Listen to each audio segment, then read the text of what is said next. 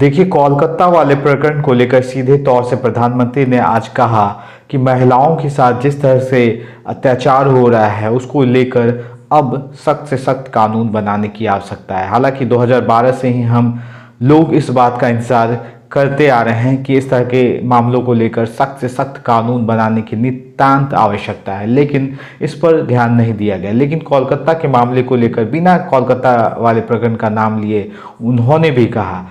आपको एक कहानी बताते हैं कि 2024 में एक फैसला ऐसा भी आया है जो 35 साल बाद आया। जी हाँ, 1992 में घटित राजस्थान में इसी तरह के शोषण के एक मामले को लेकर 35 साल बाद एक फैसला आता है। उस मामले को लेकर जो प्रमुख 7 से 8 व्यक्ति हैं उन्होंने लगभग 100 लोगों का शोषण किया था, फोटो खींचकर, ब्लैकमेलिंग करके तथा अलग अलग तरीके से, जिसको कि सिद्ध करने में लगभग 35 साल का लंबा वक्त लग गया। और उसके बाद भी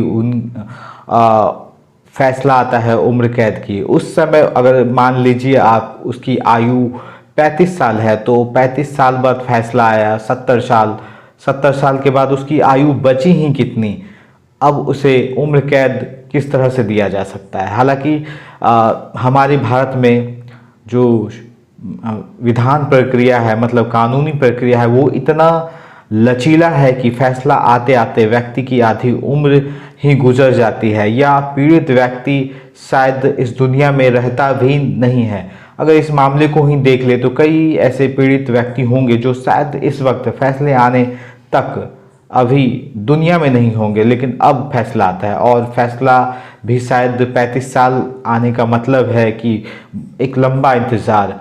अगर इस मामले को भी देखेंगे तो हो सकता है कि कई साल लग जाए। 2012 में भी फैसला तुरंत नहीं आया था, कई साल लग गए थे, कई चीज़ें हुई थी, कानूनी प्रक्रिया बहुत तेज।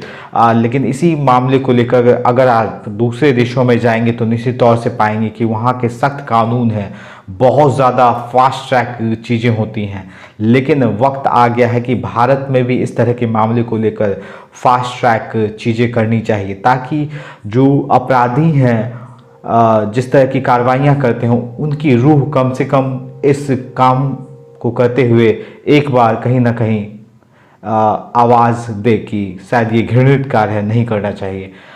कोलकाता मामले को लेकर भी आप अगर देखेंगे तो वहाँ पर भी इसी तरह के मामले आ रहे हैं, लेकिन वहाँ एक अलग तरह का मामला भी आ रहा है। तमाम अपराधियों के पॉलीग्राफ टेस्ट लिए जा रहे हैं, तमाम जो लोग हैं उनके घरों की छापेमारी हो रही है। वहाँ एक अलग मामला भी खुल के नज़र आता हुआ दिख रहा है। हालांकि जो पीड़ित व्यक्ति हैं उनके माता पिता का ये भी कहना है कि उनकी बेटी को कहीं ना कहीं मन में डर था, पहले वो कॉलेज नहीं जाना चाहती थी और जो प्रचार महोदय हैं उनसे भी वो डरी हुई थी। ऐसी भी बातें निकल के सामने आ रही है। हालांकि तमाम मामले को लेकर अब सीबीआई जांच कर रही है और सीबीआई लगातार हर व्यक्ति को अलग अलग साइंटिफिक तरीके से भी जज कर रही है और लगातार कोशिश कर रही है कि इस मामले को जल्द से जल्द उद्भेदित किया जाए। लेकिन ये छोटा मोटा मामला नहीं है, ये सरकार और सरकार के सहयोगियों से जुड़ा हुआ मामला भी नज़र आता हुआ दिख रहा है। हालांकि इस मामले को लेकर पूरे देश की नज़र है और पूरे देश में इस वक्त कोलकाता, जो कि जॉय ऑफ सिटी के नाम से जाना जाता था, इस वक्त जॉय ऑफ सॉरो के नाम की तरह दिख रहा है हमें।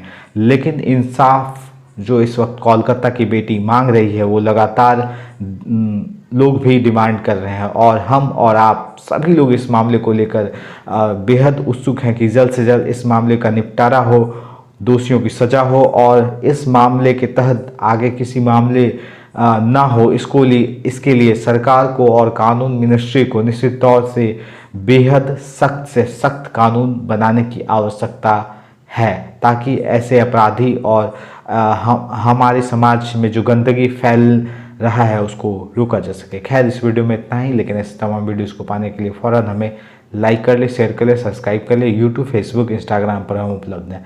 बने रहिए हमारे साथ। अपना बहुत बहुत ख्याल रखिए।